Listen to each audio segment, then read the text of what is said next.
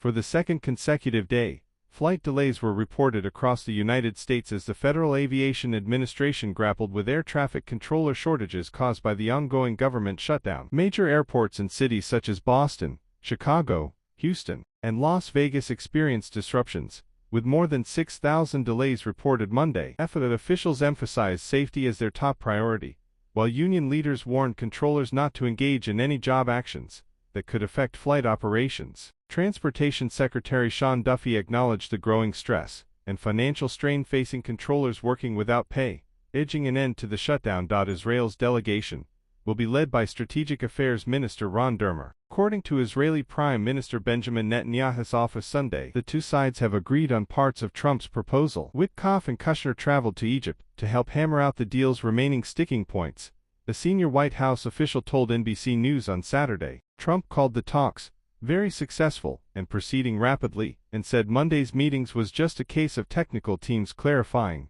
final details. He wrote in a social media post that the first phase should be completed this week. Bishara Baba, a Palestinian-American mediator, said in an interview that Hamas leaders were optimistic about the prospects of arriving at an agreement and feel specifically reassured by Trump's recent comments. They believe Trump is the only person who can pressure Netanyahu into a deal, Baba added. Baba said he believes Hamas is unlikely to walk away from the talks without a deal, though Hamas wants assurances that the war has truly ended and there will be no going back to the war and no Israeli violations of the agreement, he said. On Monday, the Hostages Families Forum headquarters, a group that coordinates efforts for those still held in Gaza, sent an urgent letter to the Norwegian Nobel Committee, strongly urging the body to award the Nobel Peace Prize to the American president this week for his unprecedented contributions to global peace. A senior Arab negotiator directly involved in the talks told NBC News on Monday, a deal will happen if President Trump keeps pushing.